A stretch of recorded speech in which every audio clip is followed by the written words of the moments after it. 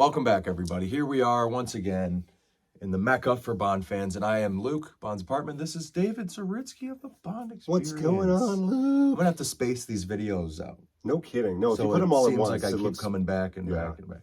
looks bad. So, how you been? I've been good. Good. No, been great. Just loving the summer, relaxing. Almost over, though. I know. Now, let me ask you. Are you one of those people that once you get like just a day or two of like a nice breeze, you're kind of like, oh, summer's done, even though it may still end up reaching 90 that No, day? I don't keep track like that. Like literally Danielle has to tell me like summer's done. Hey, it's fall now. It's fall now. Put away the baby blue or LeBar Brown. Put it away. Skin tight polos. Or the linen octopussy shirts from LeBar Brown. I was just gonna say, what are you wearing? Linen octopussy. And my Quantum of Solace Nice. Omega. Nice. Which is kind of fallish because it's got the black face. Well, you got like a khaki chino we can kind of Got see a there. cappuccino. Oh, that sounds like a drink. Cappuccino. No, I have a venti cappuccino with a... I've got a pair of suede boots. So I'm kind of like summer up top, fall down bottom. Nice. Fall down. I've got on the Magnolia Clothers. Oh, yeah. Casino Royale Fits you polo. nice, man. Nice. I've got on Lululemon kind of Those are chinos. nice. I'm going to have to get a pair of those. And I went with the GoldenEye. Yeah. Which just matches really What's well. the red bracelet that you're wearing? Red bracelet, I've kind of wanted to accessorize the watch with the bracelet. Nice. It's kind of a thing now. Yeah. And I just kind of like the red. It really pops. You need to get the blue 75th anniversary I'm Seamaster trying. bracelet. It's in the works. It's in the works. We are filming Come this. on, Reynolds, send him one. He may be. Oh, He's a very, he's very, super very nice guy. sweet man. Oh my God, the nicest. What is today as we film this? Today- Why are we dressed this way? Today is we're heading to Gatherall, Gather all. and we're looking forward Or to it. I know it's going to be so much fun. it's going to be a great time. Yeah. But we were here last night in the Mecca, and the question is, or it was a statement, but I'm turning it into a question because Okay. I'm very curious about you, is of the Bond actors, who had the most fun? Now, let me explain.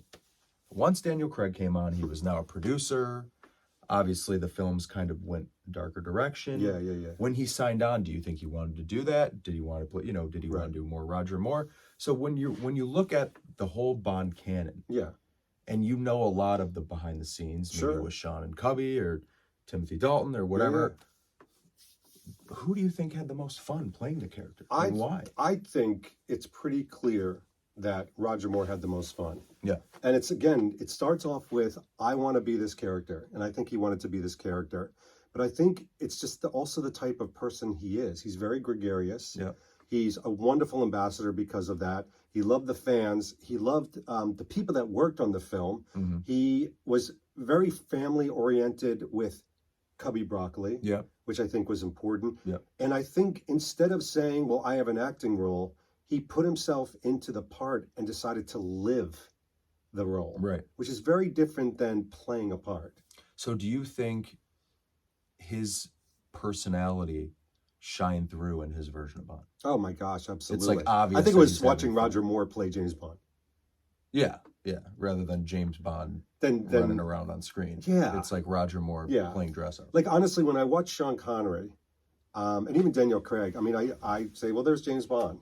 But it wasn't until No Time to Die that I said, ooh, I see Daniel Craig playing James Bond. Like some of the lines that he delivered seemed more Daniel Craig than it did James Bond. Yeah, that's not good. That's not good. Hated that line since day one. Well, That, and even when he's talking to Blofeld, the whole like, Blofeld, help me. There you were. yeah, he sounds a little like in Cuba. What's his face from Knives Out? Oh, Benoit Blanc.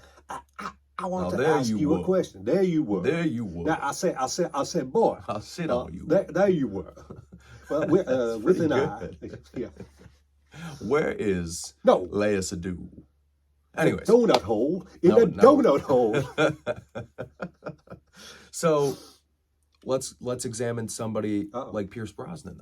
Let's do that. So Pierce Brosnan wanted the role. Yes. Bad. Yes. Got the role. Yes. Got the role taken from him. Yes. Finally got to play the role. Yes. So I think Pierce Brosnan may have been, of all the actors, the one who wanted it the most. Yes.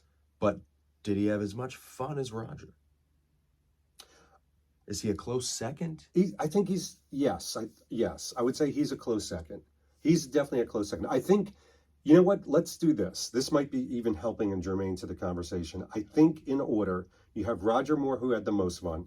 I think you had Pierce Brosnan, who looked like, even in interviews, he was very gracious and really enjoying the part. And even on and off set, you could see that he's smiling and having fun with his co-stars. I think then after that, it just starts to like trickle down. But you know something? I'll give this to him. I'll say Sean Connery in the beginning of his tenure as Bond, I think, was having fun, and then it quickly changed. Timothy Dalton, I think he was doing a job. I do think he was just doing a job. And then you've got Lazenby, who I think Lazenby probably just refuted Bond at the end and said... And now has a lot of regret, I'm sure. Has a lot of regret. So it's interesting you bring up Lazenby because, of course, we've still got with us Dalton, Lazenby, Brosnan, and Craig. We've lost Roger and Sean, sadly. But of all those actors, of course, Craig's an exception because he's technically still Bond. Right. The only one that ever shows up to premieres is Daniel Craig. You don't see Pierce. You don't see Lazenby. Well, they do that on purpose from a marketing standpoint. They try not to confuse. Yeah, but Roger, I feel like, is somebody that would have come to whatever they wanted. I think he loved playing the character and loved it. I don't think Pierce would come to anything. I think the way it ended for him, I think with the phone call and just being like, hey, you're done, I think he would have kept doing it until they didn't want him to, and that's obviously what happened. Well, Roger Moore would do specials on TV well after A View to a Kill. He loved talking about it. And I don't think Daniel Craig would do that. No, I agree completely. Yeah. So do you think somebody like Daniel Craig, was he having fun on Casino and then it changed? I mean, from Casino Oh, no, he wasn't having fun on Casino at all, I don't think. Because of the fitness and everything, and the media and all that? Yeah. It was the blonde Bond. It was all that stuff. He was out to prove something. So it's kind of hard to do that when people are gunning for you. And I don't blame him. I agree. But I just also think it's his personality. He's a little bit of, more hardtack, serious boozer. I don't think he's ever truly embraced, which is fine, the stardom, Roger Moore stardom. Yeah. No, Roger Moore loved stardom. No. I'm saying as far as the way Roger played Bond. Right. I don't think Daniel Craig could have played Bond like that. But it was also written differently. I mean, I don't want to just put it on the actor. I mean, the type of film, the era that they fall in, 2006 versus 1987. Yeah. Very different. Right. Or 83. Yeah. So, I mean, even with Pierce, we saw Pierce do a lot of Roger-esque stuff. He was kind of a combination of Roger, maybe Roger and Dalton, not so much Roger and Craig. Right. So, do you think the producing, kind of like having a hand in casting all these different things also took a major toll on Daniel Craig? I mean, we got a pretty famous quote about him. Yeah. Like, was there ever a Craig film where you think he was like, this is a good time? Spectre, maybe? No. Skyfall? I think it's difficult to say, and I'll tell you why. I think the media changed dramatically between Roger Moore and Daniel Craig. I think the way people interviewed has changed drastically. Yes. And it's a little bit more like trying to catch you up. I think it's just a little more hard-hitting. Yeah. And it's not as like, I really believe the media in Roger Moore times, they would work with you.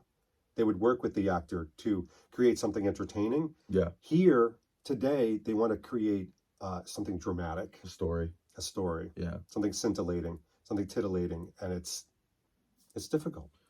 So that brings me to the second part. What is very nicely? Oh. With whoever we cast next. Yeah. We know Henry Cavill's wanted to play this role his entire life. So are you looking for an actor who is going to do something like Daniel where, I mean, we were spoiled with Daniel in the sense where he is an incredible actor. Yeah. And he put a lot of, physically he really, really changed the character. Emotionally, he changed the character for better or for worse. We don't know. Do we want to see somebody take a Roger approach? Or do we want to see the Daniel Craig kind of... I mean, thing expanded. to me, that's so simple. Like, I want an ambassador of the film that embraces the fans. Yeah. That's much more Roger Moore. And it's interesting, too, because it doesn't seem surface-wise that Aaron Taylor Johnson would be a Roger Moore type.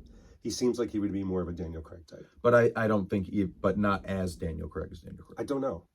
So Seems you, like so it. you would say I think he doesn't like the media that much because of he and his wife. They absolutely, no, absolutely not. I mean, there's that. And so Henry Cavill would probably be, as far as from a fan standpoint, number one choice. I mean, yeah. I mean, we He'd talked be a about great this, ambassador. and that's not at all what this video is about. But I'm talking, you know, we look at the films. I think you can tell who's having a good time, and I think the question is decent because after No Time to Die, that's not what you want to see or feel leaving the theater. Right. So I think even though thriller spy movies kind of are heading in a direction or have already gone the direction of more dark and serious, right? Do we still want that? And if it is more Roger Moore style, is it sustainable? I don't want Roger Moore, and I don't want overly serious. I want somewhere in the middle where it's a little bit more fun, a little more lighthearted, and then celebratory. Have you seen the Mission Impossible? I did. So where does that fall in the spectrum? Yeah, of... perfect. Really? Perfectly balanced. Okay, so yeah, some fun, funny moments, but not taking pot shots at the hero, and then very celebratory. Even though it's part one of two parts, it's very satisfying. Yeah, the whole thing. No, I think it was extremely well done. So, I mean, obviously, Mission Impossible movies do incredibly well. Yeah, and he's a great ambassador for them too. Yes. Great ambassador. Well, he's a great ambassador for the films and just for cinema. And although he's dead serious, he also looks like he's having fun. But he's dead. So you can be serious and have fun at the same time. He's a good actor too. He is a good actor. He's a great ambassador for cinema, but I think it's an overwhelming understatement to say that he cares about the fans. He does care about the fans. Like more than anything. I think he truly... More than anything, you're your father's daughter. That's a quote from the Bond film. From No Time to Die. I feel like you haven't seen the film in a while. It's not one that I go home and throw on when I'm feeling happy. When you're feeling happy. I need a nice Sunday coffee in the morning. Okay, so my last question. Oh. We see in Mission Impossible movies, they do reference Bond. They do. So there is a hat tip to Bond. This kind of exists because of Yes. But if Bond went the true route of a Mission Impossible film, so big action, big star, laughs, serious, everything you would want, will Bond do as well as a Mission Impossible movie? Yes, absolutely can. Why is that? Because of the formula. I mean, this is what people want. I'm sorry to Elliot Carver you. Give the people what they want. It's exactly what they want. And by the way, the only reason why Mission Impossible is not doing better is because it was against Barbenheimer. Yeah. And that was just a fluke. It was a fluke. Fluke. Yeah. Trust your feelings. Fluke. I am your father. Fluke. The amount of times people have told me they're my father because of my name. What a life. Do you think the actor will have a decent kind of, I don't want to say, like not physical say, but Tom Cruise is Tom Cruise. What if we cast Aaron Taylor Johnson and he does end up being a great ambassador for Bond? Can it still do as good as Mission Impossible? Sure, absolutely. Even with somebody like Aaron Taylor Johnson? Yeah. Would it do better with Henry Cavill? Yes. Yeah. Of course. It's name recognition to put butts in seats. Yeah. It's a commercial conclusion. It's so simple, that question. Do you think maybe the main reason there's been kind of I shouldn't say main, but one of the reasons there's been kind of this lull of deciding who it is maybe they are trying to put a big name in there this time? Because they've never that's really not done the expanse of time. I think there's other factors going on. But who knows? Well, okay, I'll rephrase the question. Ignore the first 90% of the question. Okay. Do you think they want to put a big name this time? No. Really? No, but I hope they do. But I mean, Henry Cavill's a big name, though. Yeah. Yeah. It's either Henry Cavill or Ben Affleck, I heard. Oh. Or Cher. I heard that it possibly, and I don't think a lot of people have heard this yet. No, you're laughing like I'm sending something up, but I've heard whispers that they just may bring Dalton back and do it as like a wizened like James Bond that you take out of retirement. That's not true. I was gonna say, I don't think you would ever. Hi. You would never do that. Hey, Annie. Annie, Annie, little is that Annie, you, Annie? Little Annie. You imagine if they have Watto? Jedi mind tricks don't work. Would on you me. be okay with a CGI James Bond? Honestly, jokes aside, when it was very clearly CGI when Javier pulled his teeth out, Oh, yeah. that bugged the shit out of me for a long time. And still does, clearly. Well, I mean, I kind of was like, I hate this movie now because of that. Yeah. That's I not can the case understand at all. Well, that was it. Thank you, man. Thank you. What a great discussion. Short and sweet. I love these. Just want to see where we're at, Where we're at. heading, and what we want to see. There's nothing wrong with that. Thanks for doing this, buddy. Thank you, Luke. See you later. Bye.